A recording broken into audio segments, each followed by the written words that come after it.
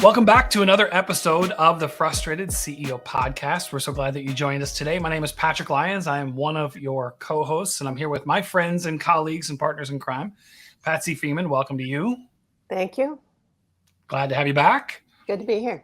Especially after our quiet quitting episode. I wasn't sure if either one of you guys were going to come back. And of course, the one and only Leb Tannenbaum. Welcome back to you, sir. Thank you, Patrick. It's a real joy and pleasure to be here today. Yeah, and I believe it's going to be pleasure and joy for our listeners as well.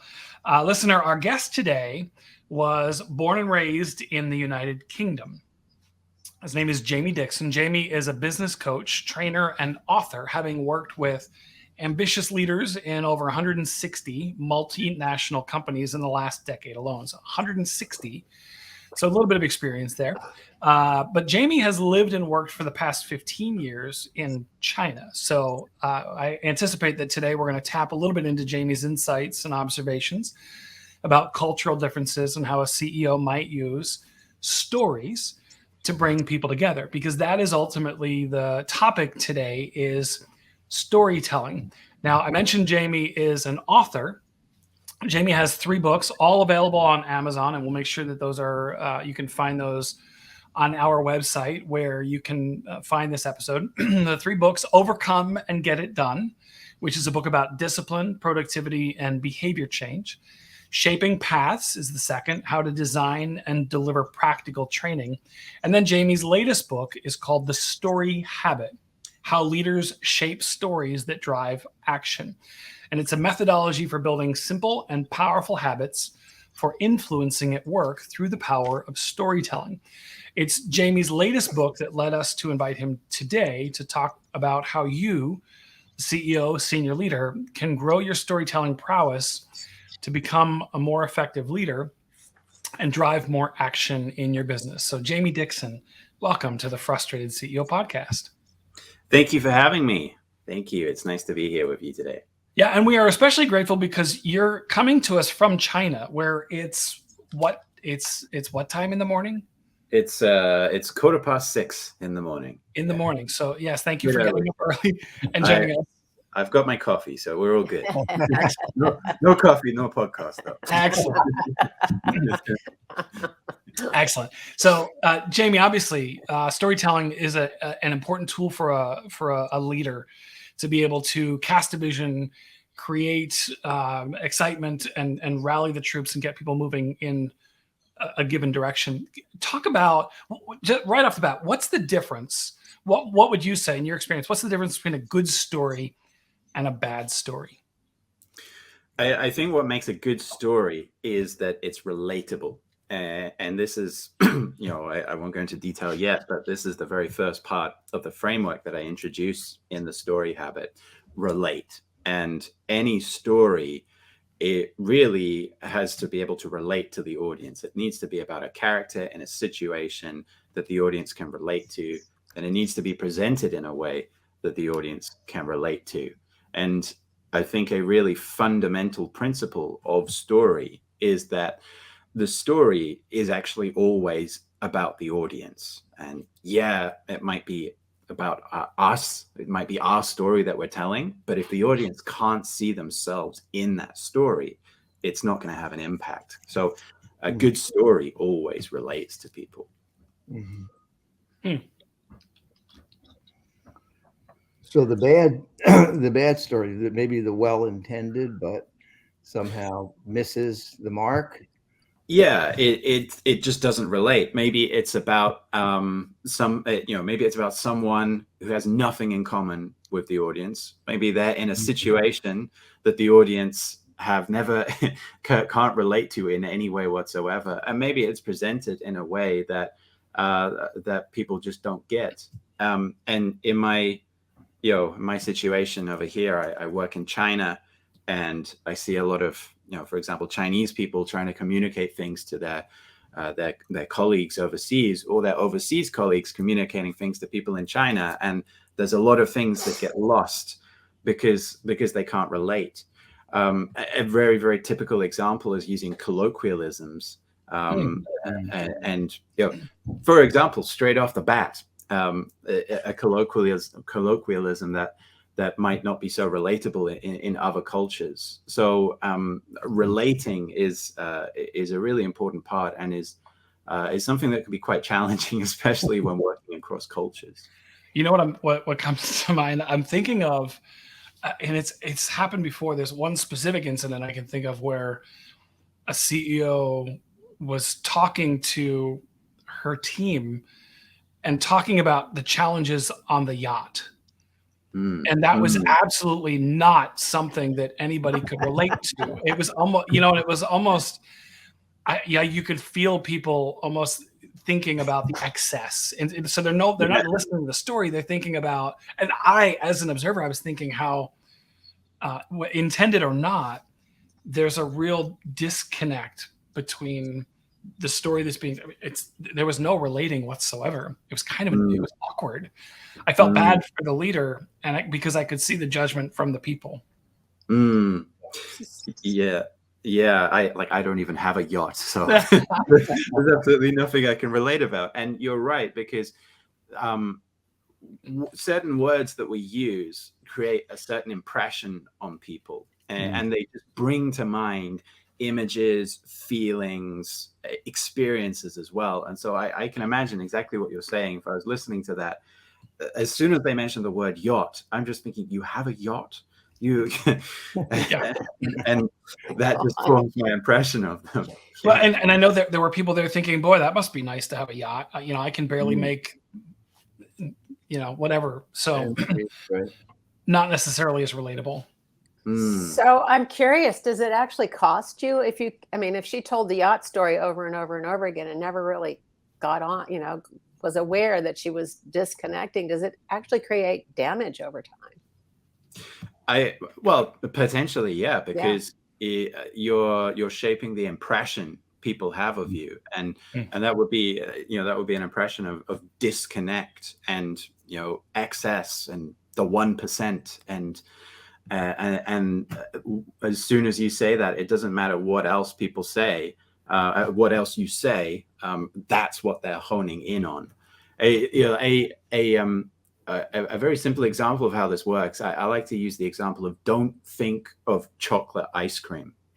And the moment I say that, you're thinking of chocolate ice cream, because those are the words that have the biggest sensory impression on you, and they have the richest attachments to them. Whereas don't think of has absolutely no impact on you. And so as soon as you hear that, you're thinking of chocolate ice cream. And so if I give an example, in Shanghai and most parts of China right now, we're experiencing the zero COVID policy, which means we have to go for a COVID test every few days. And when we were on lockdown in Shanghai, the COVID test they set off so much panic and anxiety for everyone, because if you tested positive, you would be sent to a quarantine center and possibly separated from your children. And so every so often you hear the people walking around the compound with a loudspeaker saying, 核酸, which means the COVID test. As soon as you hear that word, it just starts to leave an impression. And so words have a lot of emotional attachments to them. And I think that's a big part of relating as well. It's choosing the words that have the right attachments to them. And there are a lot of implications of that. It can be very easy to offend people as well. Being in China, there are certain words, certain topics that I have to be very, very careful not to talk about. But it's exactly the same in other countries as well. There's a lot of wokeness going on at the moment. And so you have to be very, very careful about what you talk about there as well. A word has a story for people. Absolutely. Now, so the book it's not just storytelling, it's about shaping the story. What's the difference? If I'm, I want to get good at using this tool to drive action in my business, it's more than just storytelling, it's shaping it. What's the difference? So Telling stories is obviously telling stories. Everyone knows what that is. Shaping stories is about influencing the stories that people believe in. And an example, just before this podcast, I was checking the news in the UK, and we have a new Prime Minister, Liz Truss, who has come up with some new. I don't know the details, but basically, it seems to have been a disaster because the stories about her right now. She's only been in the job for a few weeks, and the stories are all terrible. There's an upcoming financial crisis, the housing market is in doom, and so on. And so you could argue that straight away she's done a terrible job of shaping the stories people believe about her. She may have had a great plan for what she was going to do with the budget, but the impact is the stories that people are telling about her. And so shaping the stories that people believe is influencing what people believe about certain things. It could be about you as a leader. It could be about your business. It could even be about your industry, your country, and so on. The most common example that I work with a lot at the moment is a lot of Chinese leadership teams who they really desperately need to adapt their company's strategy to the local market, because Chinese competitors are getting faster, they're getting cheaper, they're producing at much higher quality. And so they go to their leadership teams in Europe, in the US, or wherever, and say, we need to change this, we need to change this, we need to change this. And their leadership teams have a lot of stories about China, which are somewhat true, somewhat not true. But those stories are affecting the decisions they make, and they're affecting their behavior, and they're affecting their trust in the people on the ground that I'm working with here in China as well. And whether or not those stories are true, they have a massive impact on people. And so that's what I mean by shaping the stories people believe. And I think that's ultimately the biggest application of storytelling in business. Well, it reminds me, because Lab says a lot, we all say a lot, that it's a leader's job to manage perceptions. And what you're talking about there is the stories are people's perceptions, whether they're true or not, of you.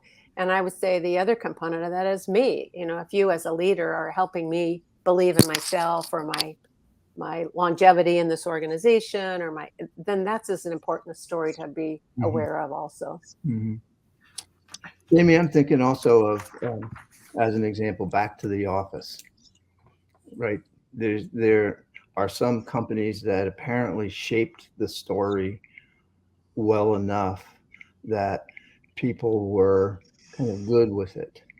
Like, okay, it's like, okay, well, I'm going to work hybrid, but I don't have to come in all the time, every single day, like I used to. And I think I know for ourselves, in the very beginning of the pandemic, we literally like X'd out more than we included, because there was so much fear laced in the communication that was initially going to go to the employees. Got to get up at 8 o'clock in the morning. We're going to put something on your computer. We're going to use spyware. We're going to do this. We're going to make sure you're doing this and that. And we were like, no, no, communicate about how much you care about what everybody's going through. Communicate about why you feel positive that we're going to make it through together. Just stay together. So I'm thinking of that as you're talking about some of the things that you can't say, and some of the things that aren't relatable, and then things for me. I mean, the key word for me there is just watch out for negativity and fear. And I think with the pandemic has created a really interesting example there, because before the pandemic, we have the stories about, we go to work, we work in an office, that's what we do. We commute every day. That's the story that we have. And then the pandemic comes and just shatters that story. And people in general then have an experience of 18 months or 2 years or however long of working at home. And then the pandemic ends, and now their leaders are communicating with them again about coming back to the office. What a lot of leaders may have failed to realize is their experience over the last 2 years has changed the story that they believe in. And you now have to relate to that new story. And I think the more successful businesses are relating to that new story. And they're realizing that, okay, we've had a paradigm shift, and having an office is no longer a necessity. And we need to think differently about how we use the office. And we need to make the office space a part of our strategy, and we need to be more flexible, and so on. And these companies are going to be, they're going to have a lot higher morale because they're relating to the stories people have right now. Whereas the companies that are like, come back to the office, for God's sake, they're relating to the stories people had 2 years ago, and they're now out of touch. And so as a leader, there are things you can do where you influence the stories people believe in right now. But you also have to recognize that the stories people believe in are influenced by the greater context.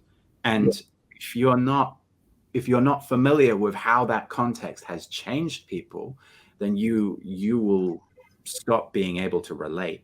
And you could have been a fantastic leader 2 years ago, but now that's completely changed. And so you have to have that contextual awareness as well if you want to continue relating to people. Yes. Yeah. So that sounds like a counterintuitive move, swimming upstream, whatever, term I would use. How do you coach leaders to be able to do that?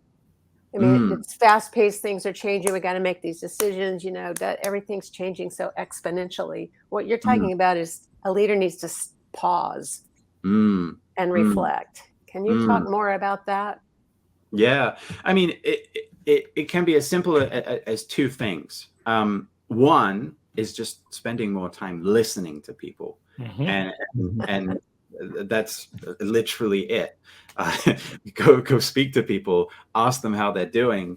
I think a really simple habit that I encourage a lot of people to do is whenever you're going to speak to someone for the first time in the day, ask them how they're doing before you say anything about business. Right. It's such a simple thing, but I work with a lot of people who don't even do that. They just go straight to business. And I guess because everyone is in such a rush. But what happens when you do that is you lose the human connection. And I think that the relationship that you have with people is like grease for influencing people. When you need to influence them, when you need their cooperation, you need to change their minds. If you have a strong relationship, it's so much easier to do. And those relationships come from just spending more time talking about personal things. It's as simple as that. Right. And so a good thing I encourage a lot of leaders to do is really build that habit into the day, where the first time you speak to someone, talk about personal things before you go into business. And like a little side habit I encourage people to do is turn up to meetings 5 minutes early, because those 5 minutes are small talk time. And it's in that small talk time that you start to get to know each other and you build relationships with each other. And I think this is something we've all noticed during the pandemic and working from home, is we've lost that because the most valuable moment in a meeting is when you're standing in the corridor outside the meeting room and you're chatting with people. So there's that approach of just spending more time getting to know people and listening to people. And another approach, if you don't have the opportunity to do that, which actually a lot of people don't have the opportunity to do that right now, because all of their communication is just scheduled meetings and they've got a lot of time pressure. So that the next best thing you can do is empathize. And I have a little guided exercise I guide people through, where you have a situation where it's a bit of a challenge. First, list all of the things that person's been saying and doing, and then start guessing what might have been influencing them. And some of that's going to be a guess. Some of that's going to be things they have this KPI, they have this problem customer. But then you go to the next level of guessing, which is based on what they've been saying and doing and what might be influencing them. What do you think they're thinking and feeling? And I find just taking people through that process, and as short as 5 minutes, all of a sudden they start to realize, oh, okay, maybe there's something I haven't considered. Because with empathy, it's very similar to what I was saying about building personal relationships, where you just spend a bit more time talking about personal things. Empathy is literally spending a bit more time imagining being them. And it's actually something we do naturally anyway. When we're watching a movie and we get really, really into it, and my wife frequently cries at the end of certain movies, that's empathy. The movie has triggered our empathy response for the character. So we naturally have this ability, but the times when we most need to use this ability, the times when we are least able to use it, we have something pressing and urgent. And that is when we're most likely to think about ourselves and least likely to think about them. So just to simplify what I just said, I think there's two ways: listen more and empathize more, essentially. And Jamie, you just said something that you write about in the book, and that is, it's not about you, right? Don't think about yourself. And so coming back to the example, it's not even an example, the real life issue that businesses are facing right now, bringing people back into the workplace. I know there are leaders who are thinking it's easier for me if they're all here. It's easier for us. It's easier for the organization if we're all here, which really is focused on me. And to your point, it's not taking the time. In order for me to empathize, it requires me to know your story. So I have to ask, I have to listen, and then shift my focus off of me. And yet some great stories in the book about exactly that. It's not about me. Make it about the other person, and that, I would assume, then helps with making your story relatable, which is a key part of shaping it. Yeah, and there's a fable in the book I call the Dark Forest, and I'll just give a very brief version of it. I find this a fantastic metaphor for how stories shape our minds.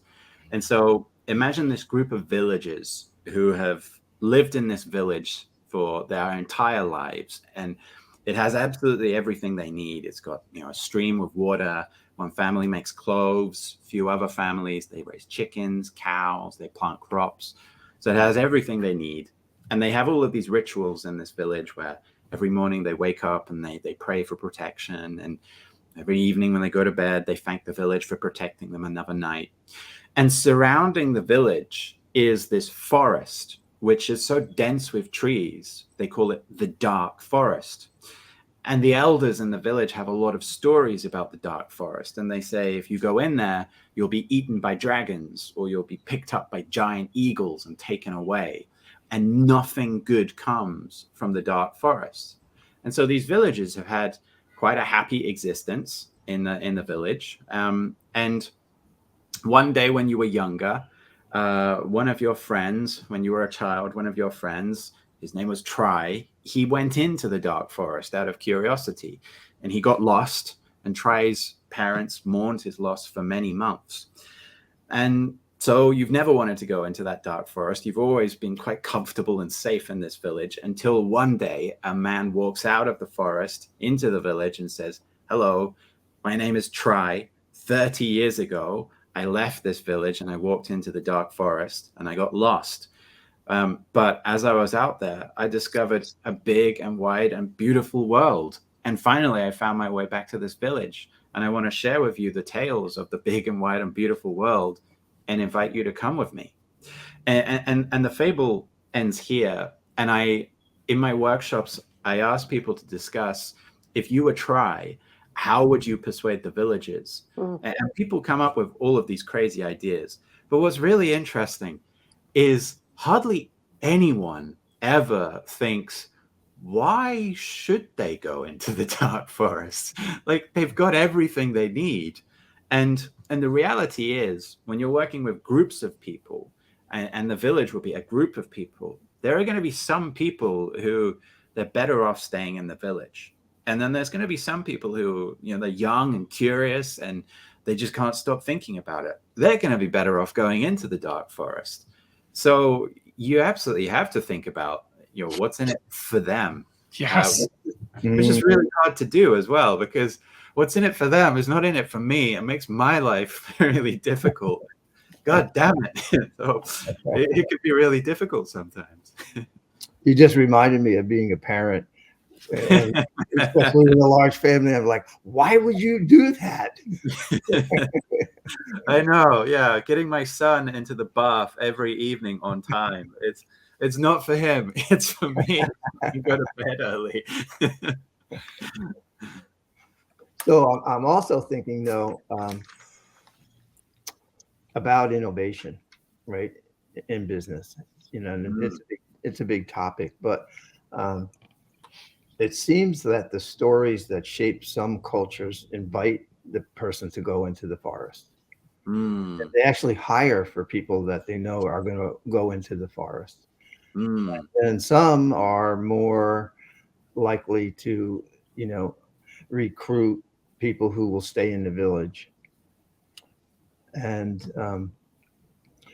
just wondering, how does that fit in when I mean, a store? I would say I'm going to be excited to find out what happened to this person who went into the dark forest. And others might be threatened, right? It's like, well, if he came back after 30 years and said it's wonderful and beautiful, then who are we in the matter? And what if everybody decides then we won't have a village and all of those and it's kind of like that, the office thing. It's like some leaders are clinging to more innovation occurs when we're together. Right. And the story is based on their belief and their fear of, can we innovate if we're not? And, I don't know what to do with that exactly, but it's really making me think of, the importance of focusing the story somewhere beyond yourself. And then being intentional. I mean, being intentional about the story because it creates a belief or an influence, or it carries a message. I mean, I think there are some people who are better off going into the forest, and there are some people and some businesses who are better off staying in the village. And if you're going to get people into the forest, you do have to be careful about how you move them there. And I think what is, here in China, for example, and most of the businesses I work with are based in China.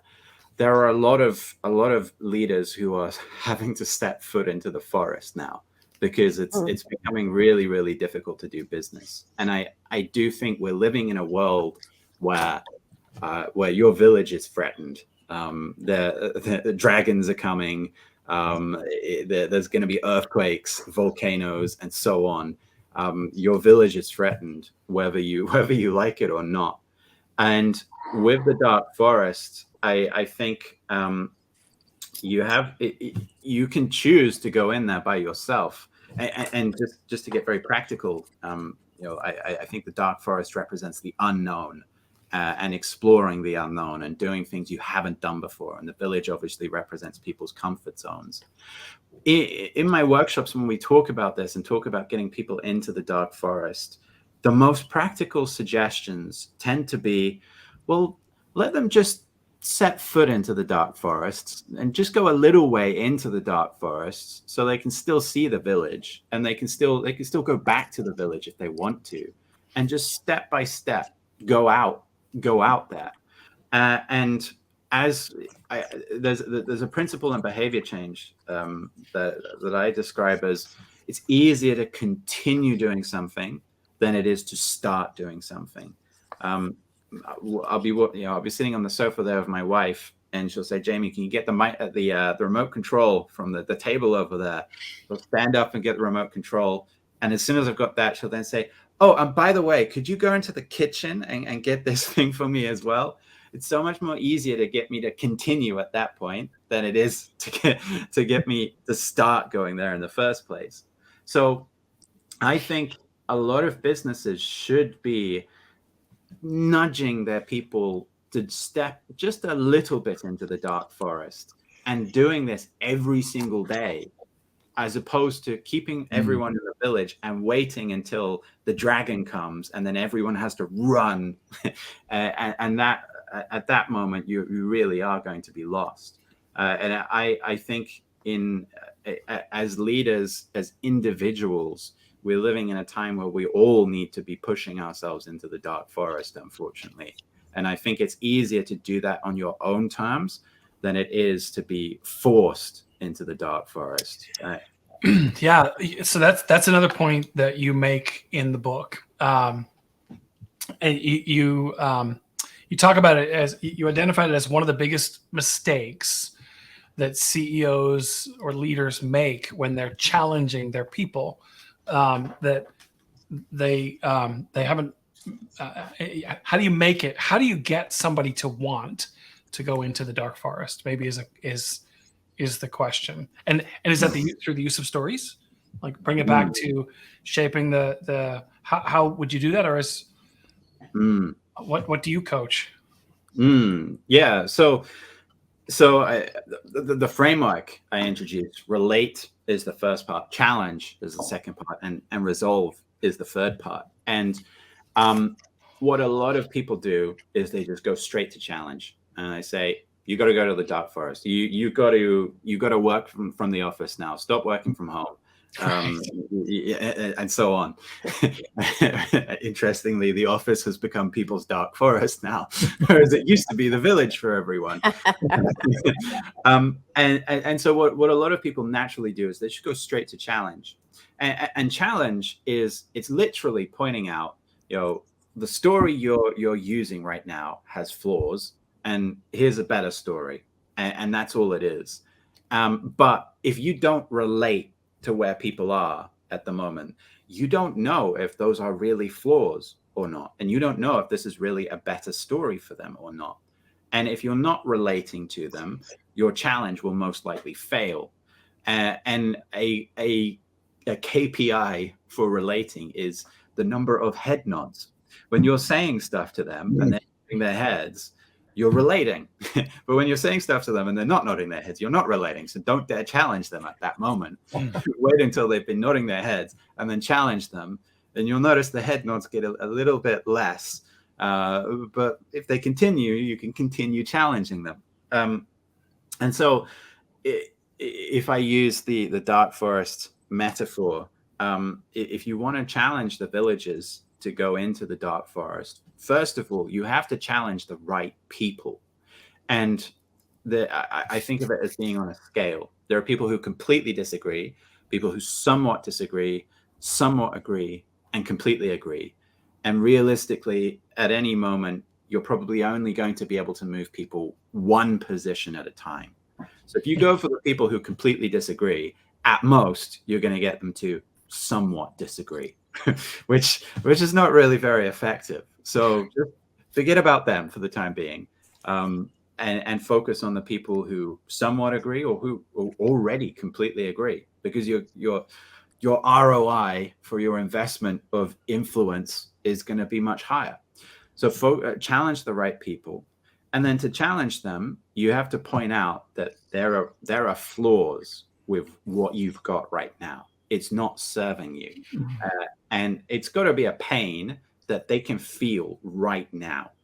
And for example, if we come back to a real example of getting people back into the office, if you keep working from home, it's bad for business. Sorry, I don't feel that. I literally don't feel the pain of that. I'm with my kids every single day. I'm still doing my job. I don't see how it's bad for business. So if they can't feel the pain of that, then it's not going to have, your message is not going to have an impact.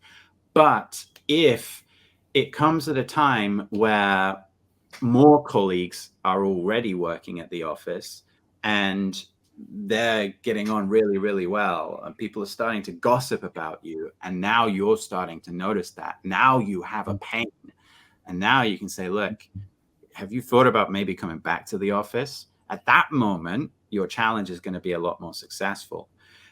But the other side of the challenge is there has to be a benefit to coming back into the office, or to going into the dark forest.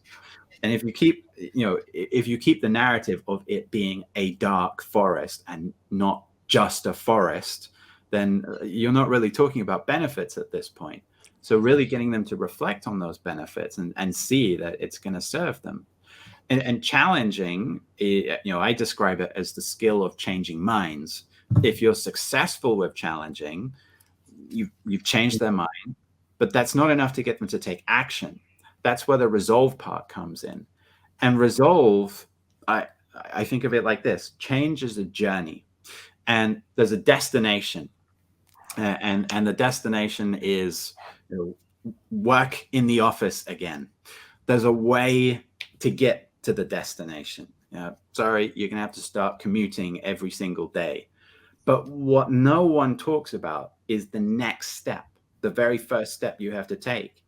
And it might be that they've now rearranged their lives so that, I can't commute because I take my kids to school at this time. And my wife has just started a new job that she started during the pandemic because finally she didn't have to take the kids to school. And now our lives have completely changed. And for a lot of people, that's going to be the first step. They have to resolve that first step before they can get on the path. A really practical example is online services, which I think it's amazing how they sell their services.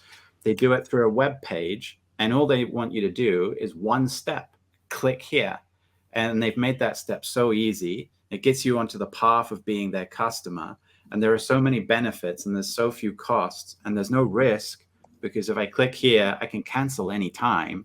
I get a free trial. So click. That's what resolve is. So, relate to them and then challenge them. And then if that's successful, resolve the barriers to action. And then maybe they'll set foot into the dark forest, or the forest, as we should call it now. So it's interesting. There was a qualifier in there, as you said, that so relate to them and then challenge them. And if that's successful. So it suggests, is it safe to say then if you're not successful, then there's no point in going on to resolving? I mean, do you then have to go back? Do you go back to the relate again? Do you try a different challenge? That's a good question. And perhaps I haven't reflected on that question enough. So I'll say maybe for now, but my assumption is that there are going to be situations where you aren't successful in influencing people. That's just the reality. It would be pretty dumb of me to say that you can influence everyone all the time.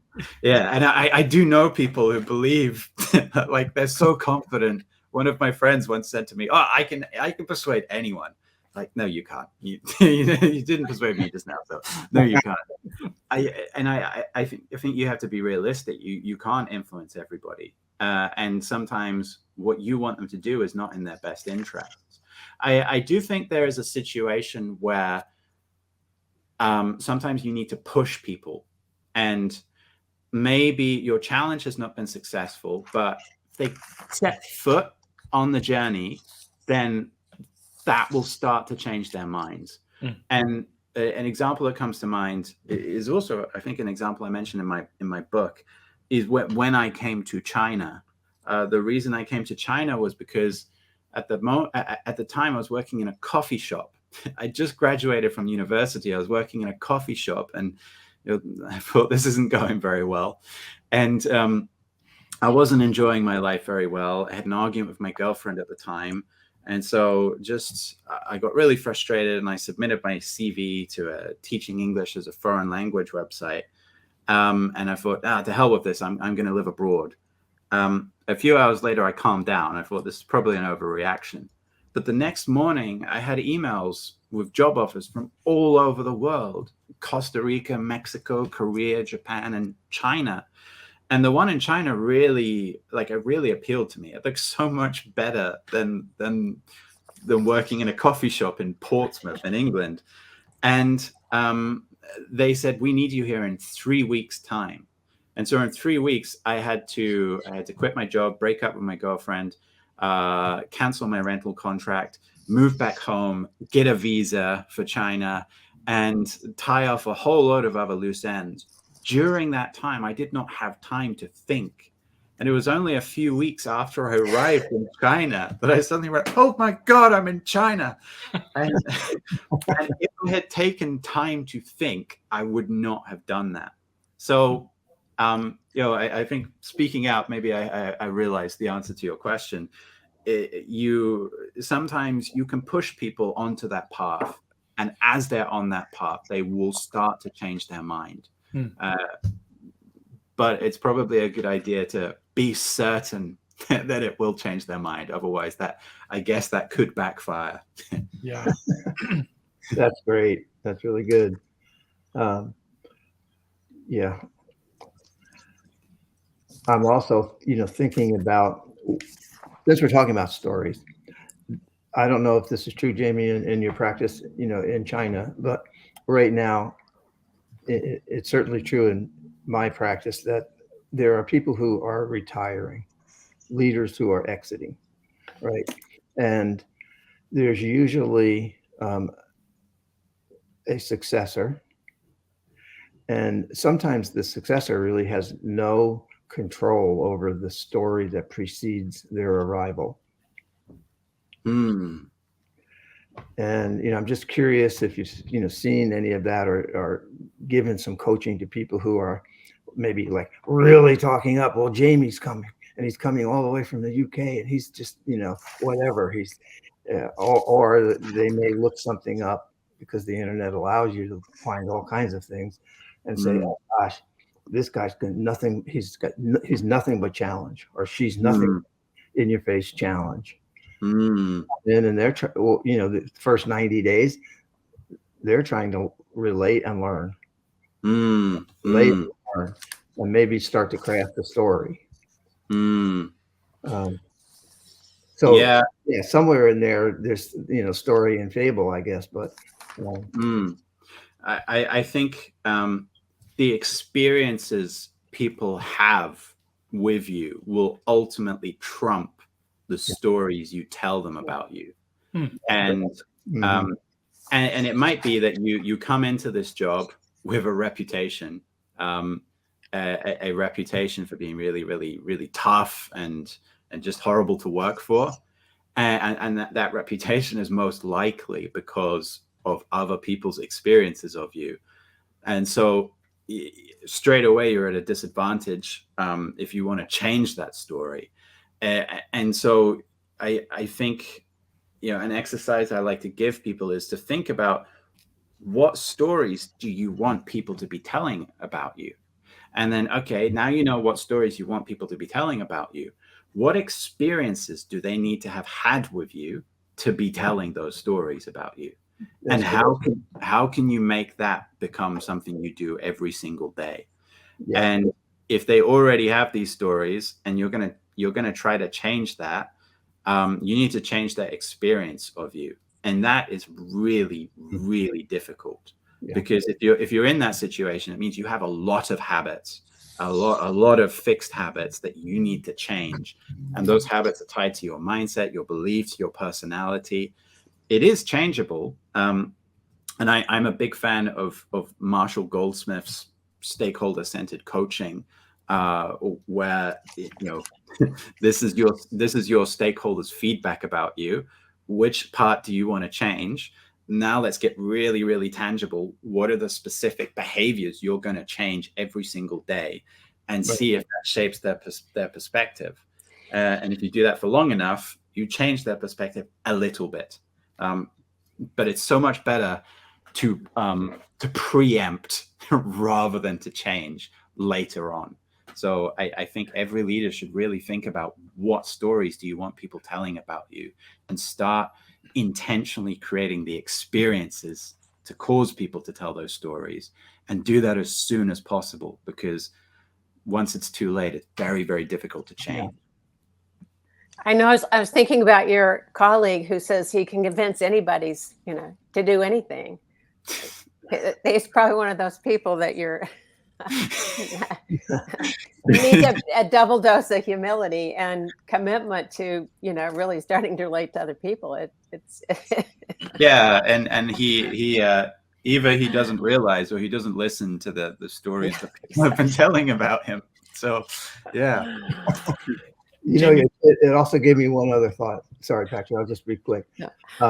That especially in the beginning. So, again, going back to the classic of the first 90 days, some people come in and they just tell a lot of stories about how successful they've been somewhere else. And just this week, I had to sit with someone, a leader, and say, that needs to stop.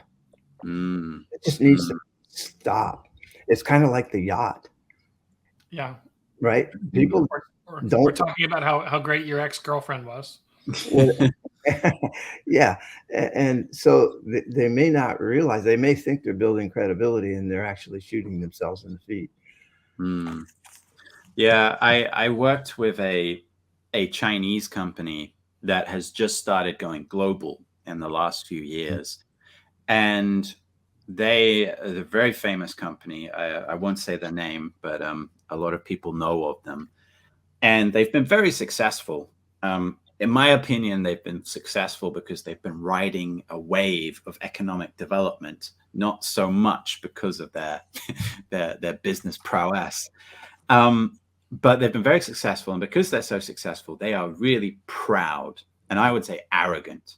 And they have a lot of people who want to work for them, because if you work for that company, you get to write that company's name on your CV and you're employable anywhere.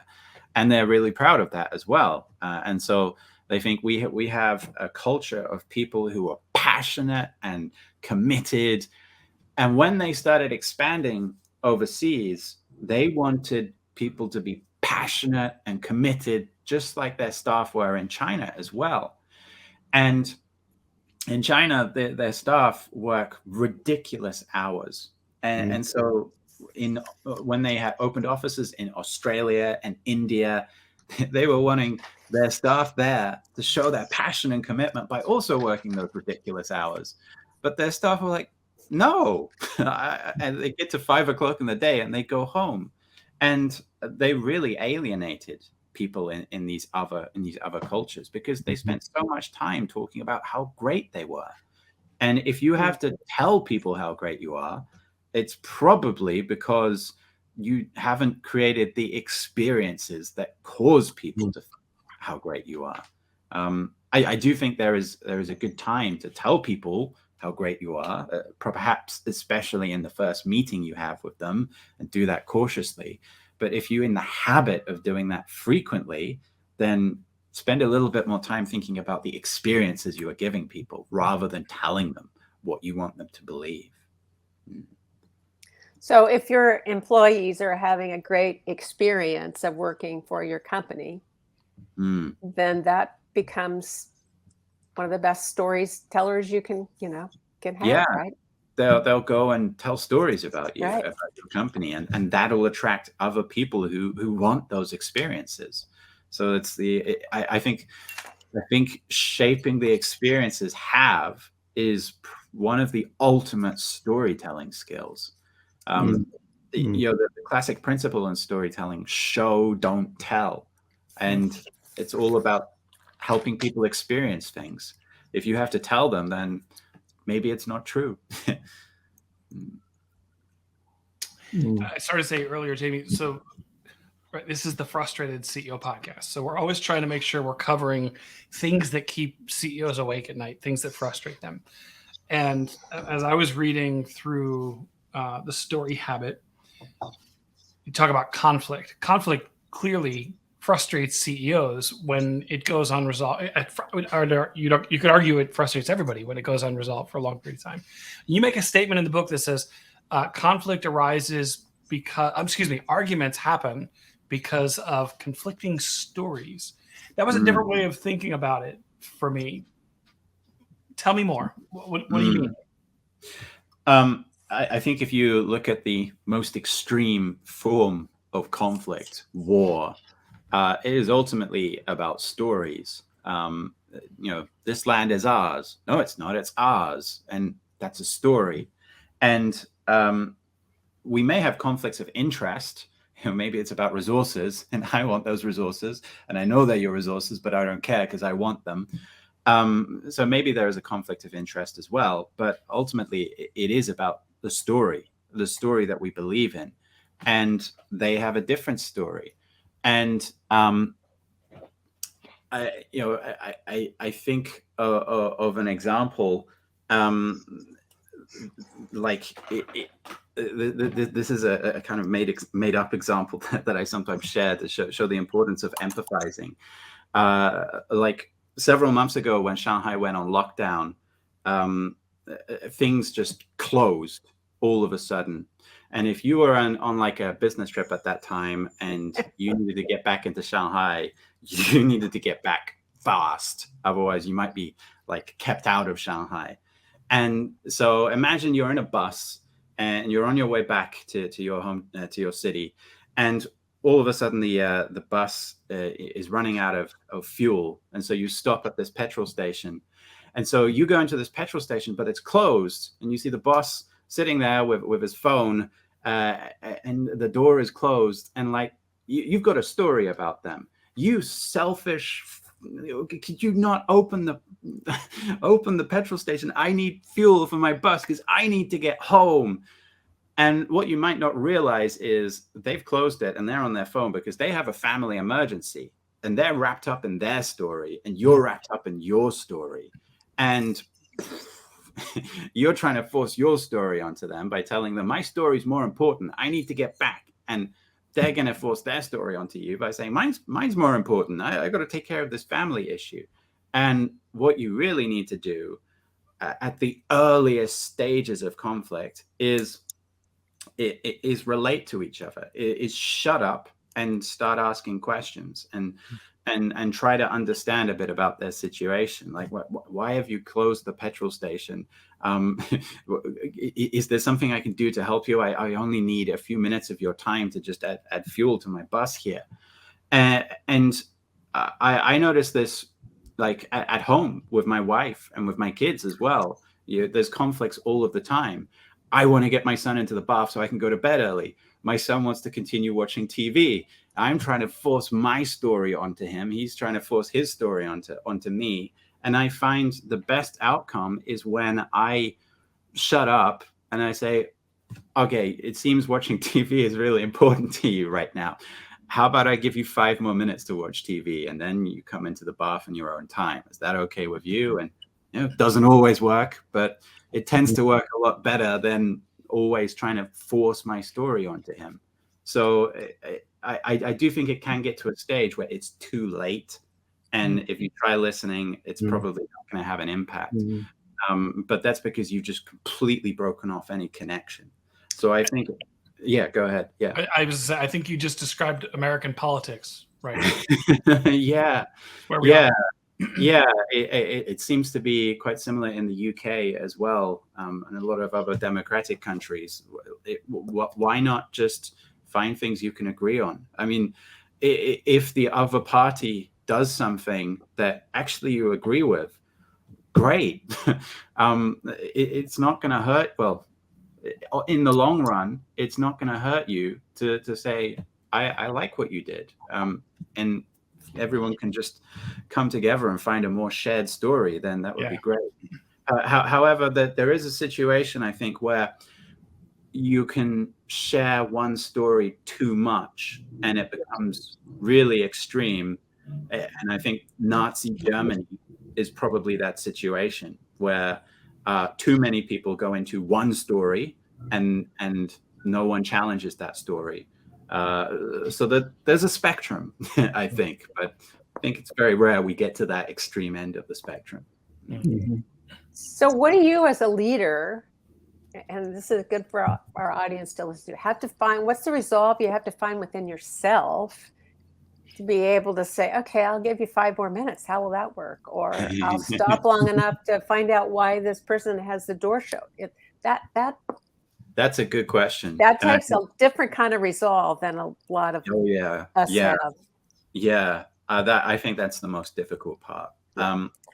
Because when you need empathy the most is when you are least capable of it, and you're emotional, you're stressed out, you're in a rush, and I think a good thing is to detach from the situation, because our brains are, they're either in emotional mode or rational mode, and they're never in both modes at once. If it's in emotional mode, you're not going to be rational. If it's irrational, it's probably because you're not emotional. And if you're emotional, then those emotions need to kind of process their way through you. And so don't let them process their way out onto the other person. Got it. Yeah, not always practical. But Well, I think to your point earlier, if I allow that to happen too much, that becomes the story yeah, other people tell about me, and it doesn't matter what I'm telling them it doesn't matter how I want them to perceive me. My actions are going to speak louder than any stories I may tell them. yeah, people will remember that. Yeah, they do. So, Jamie, you've brought up a couple of the story habits. There are I think more than a dozen in there. Yeah, 16 in total. Yeah. So, not to give it all away, because we want to make sure that a leader supports, buy the book. It's a good book. But what are some of when you think about shaping the stories in those three categories, relate, challenge, and resolve, what are some key habits that come to mind for you? Yeah, so one habit fresh at my mind right now, because of what we've just been talking about, is to just shut up. Whenever you have a conflict, a disagreement with someone, and like, I'm right, you're wrong, in that moment, that's a good time to shut up. And my wife is from the northeast of China, where they make them quite tough. So she's taught me the value of that habit. My life tends to be better when when I shut up. And actually, when I show that I'm shutting up and I'm listening, eventually she does that as well in return. And you do that enough times in a relationship with someone, be it a family member or even just a working relationship, people will start to mimic that actually. So that's one of the simplest habits. I think another habit, a very simple example, whenever you have a fact or a statistic that you want to present, contrast it with something else. So for example, if I say we had 143 orders in June, like, so what? What does that mean? Well, on average, we have 10 orders a month. Oh, okay. There's a story there now. And that disrupts people's patterns. Contrast is a great way of just very quickly making meaning. But I think my favorite story habit is the first one for telling stories. And it's simply notice change, because a story is always about change. It's never about, I woke up, I got on the subway, I went to work, I finished my work, I went to bed.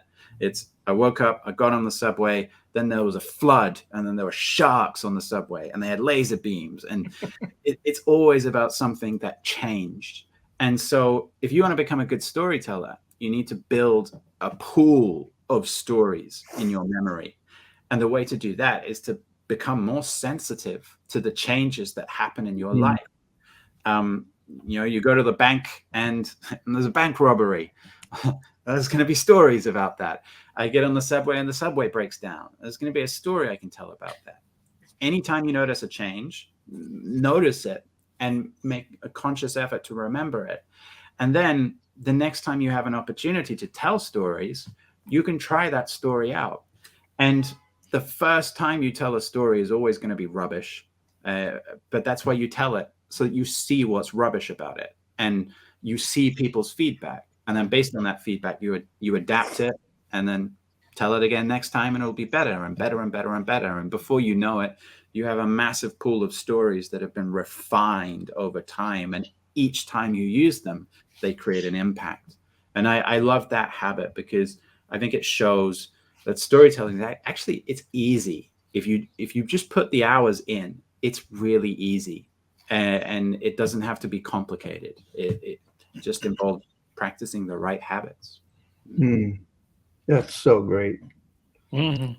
Yeah, I have a colleague that is just has a whole catalog of stories on her phone for different, situations. And I was totally threatened by that when she first told me that. And now I'm like starting to catalog little moments. Yeah. So I love your pool of stories idea.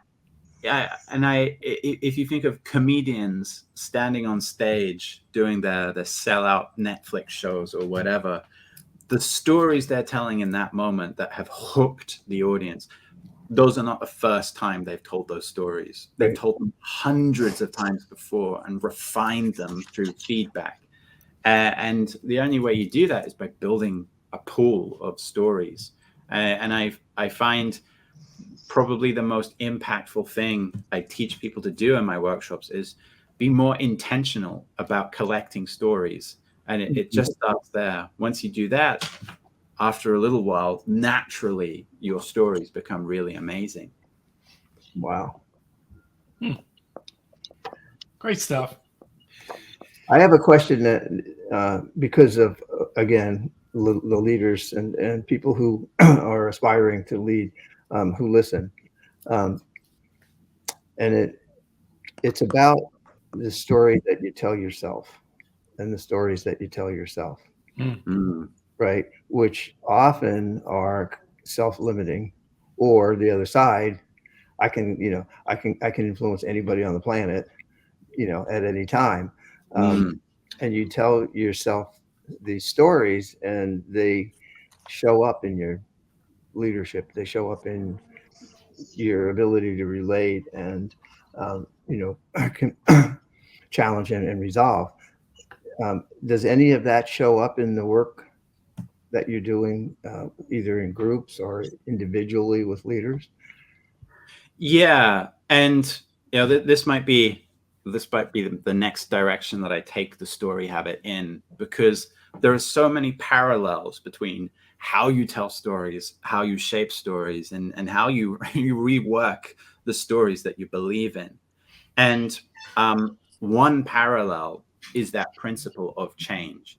A story is always about a change. Where there's a change, there's a story. And when you are experiencing a disconnect between what you expect to happen and what actually is happening, that is a sign that the world around you has changed and your stories have not updated themselves yet. And you can keep yourself in denial for as long as you want. There's going to be a lot of consequences to that. At some point, you have to update your stories. And that, ironically, is the most interesting moment in any story. At the beginning of the story, we're relating to the character and we're learning the stories they believe in. And then something happens and the world doesn't work the way they want it to work anymore. And a really, really vivid example of this is, to relax, I like to play video games. And there's a video game called Ghost of Tsushima, which is about samurais on an island called Tsushima when the Mongols came over to invade. And so samurais have this story of themselves as honorable warriors, and I will fight you one-on-one. And so the Mongols come to invade, and a samurai goes up to the Mongol leader and says, "Come here, let's solve this. I'll fight you one-on-one." And the Mongol sips his wine, has a laugh, and then throws wine over the samurai and shoves a fire torch onto him and sets him on fire. And that shows in that moment, a bit too late for the samurai, unfortunately, but he met a world where his stories were not compatible.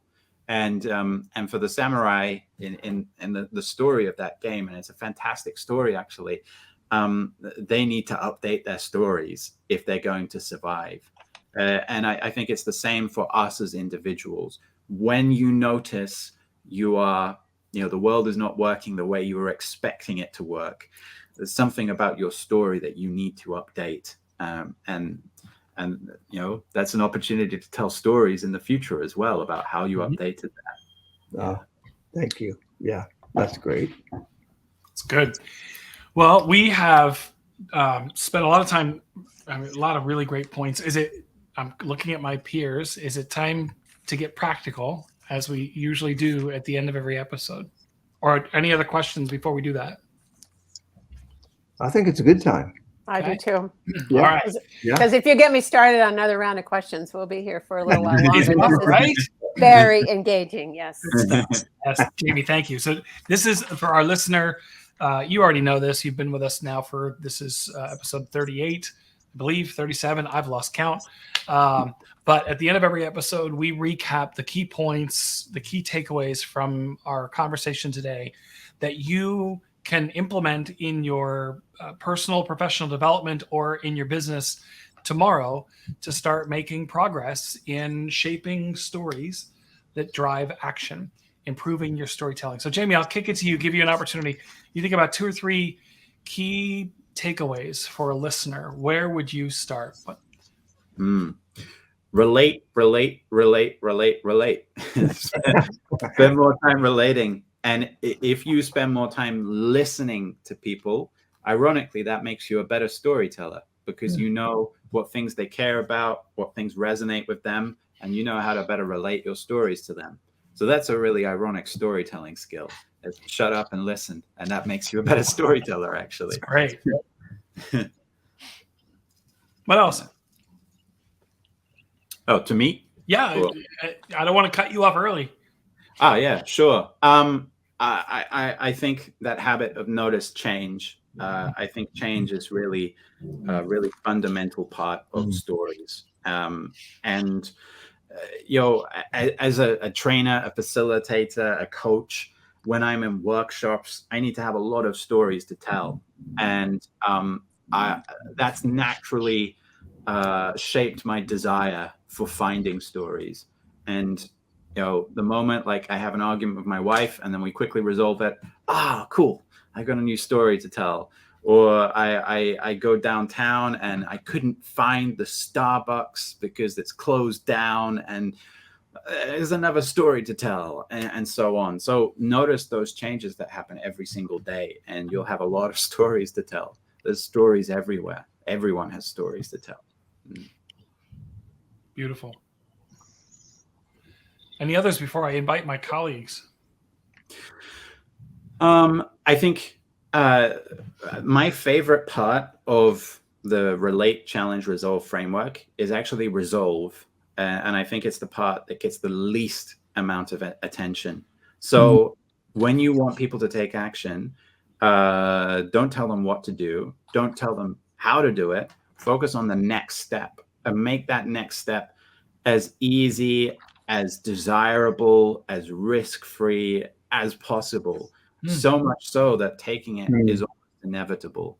Like if we use a simple example of, lose weight, that's the destination of the change. And to lose weight, you need to exercise, you need to go on a diet. That's the path to the destination. But what people get stuck with is, how do I find an exercise that fits my lifestyle and that I enjoy doing and that I can sustain, I can commit to? And how do I do that with my diet as well? How do I find an exercise and diet that fits my lifestyle? That's the next step for them. So when you want people to take action, focus on that next step and get really practical. And then you do that well enough, it's almost inevitable that they'll take that next step. That's great. Yeah. As you were talking, I was thinking that's exactly what this is. This is the let's get practical. It's like, okay, Yeah. simple little things you can do next. Yeah. Love it. Patsy, what do you have? I have that the experience people have with you will trump what they say, or trump what you believe about them or heard about them. Yeah. I loved the contrast data and facts with something else. There's nothing worse than to get shotgunned by data and facts. Just like In addition to, you said listening, one that I hear more and more is learn how to empathize. Find out what's going on for the other person. Imagine what their world's like. Ask them. Yeah. So those are what I got. Let's see what have you got, Patrick? I love this this one, and you said it a few times, Jamie. When you need empathy the most is often when you are least capable of it. And so just calling that out, being aware of it when you're stressed, if you need to, you talked about allowing the emotion to flow through you, so that you can get back to that logical place in the brain and connect with the person and empathize. So I maybe it's because I'm from Jersey. It's pretty. I don't know. Low.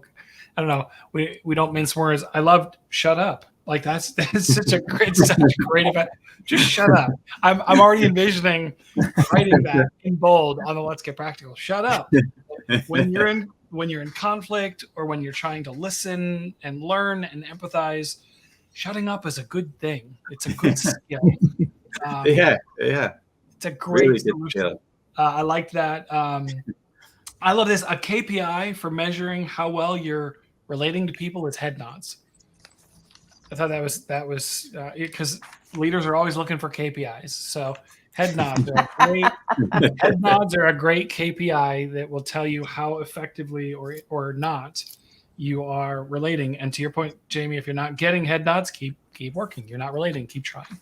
I'll pause and let you go. What do you got? All right. Well, you've covered a lot. I would add, just as a reminder, remember as a leader, it's not about you.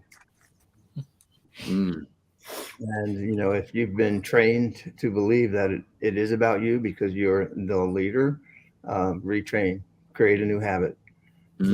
That's really not about you. I love and, encourage the practice of ask your people how you're doing, how they are doing, and get relatable first, as opposed to get into updates and task orientation and all of those kinds of things. Really valuable. Noticing the paradigm shifts that are happening around us and change in general, because it's there's so much of it right now. I don't know if I'm noticing more or if it's always been this way, but it seems like everything accelerated since the pandemic broke out. There's so much change, which means there's so many stories that can be told. I also took note of two other things. One was seek out things that you can agree on. And show, don't tell, help people experience with you. Yep. And the last one is be careful of yacht story. Yacht story. Right. Yeah, leave the yacht story for the CEO forum. Maserati. Yeah. So to that point, if you're not going to say a yacht story, then build a story of relevant stories. Build a pool of stories, right? Yes. So you don't have to rely on the yacht all the time. Yeah. Right. To me, that's kind of know your audience, right? Any others anybody wants to add? Key points, key takeaways, key notes. Jamie, any? Yeah, we all need to challenge people, especially leaders. And I think you look at some people who are really, really good at relating, and they will only relate and they will not challenge. And I call them snake oil salesmen. They're the ones who turn up on YouTube ads telling you want to make lots of money, right? I've got this get rich quick scheme for you, and all you got to do is blah blah blah. And a lot of people will fall for that. And as a leader, you can be really good at relating, but if you're not good at challenging as well, you're actually not being a leader. So you also need to challenge people, but you need to relate before you challenge. So relate, challenge, resolve. And I think that's like a great process for leading people ultimately. Beautiful. Yeah. Thank you for that. It just reminded me of my days when I was coaching my son's basketball team. Right? You need to understand the individual, each person on the team, and be able to relate to them. But there are times when you need to step up and offer a challenge. Yeah. Yeah. And you'll only be able to do that if you're relating to them as well. Right. Right. Especially if they're 13 or yeah. Right. Excellent. So reader, you don't have the benefit yet of having the book in your hands like I do. It's called The Story Habit: How Leaders Shape Stories That Drive Action. We mentioned in the episode there are 16 habits, very practical things, and they are presented in a way, fantastic, easy to read, easy to apply. When I want this, or when this is happening, I will do this in order for this to happen. I mean, it really breaks it down. So Jamie, well done. Where can people find out more about you, and how would they get in touch with you if a listener wanted to? Thank you. They can go to my website, which is shapingpaths.com, all one word, where they can find out more about me. Or you can email me, jamie.dixon, Dixon, @shapingpaths.com. Probably the easiest place is to find me on LinkedIn. Look for Jamie Dixon. You'll find my face on an orange background. Yeah. Yes. Easier to find me. That's true. Excellent. Thank you so much for joining us today. Really valuable topic, great content. Patsy and Leb, thank you both. As always, you make this fun and enjoyable. And yes, thank you.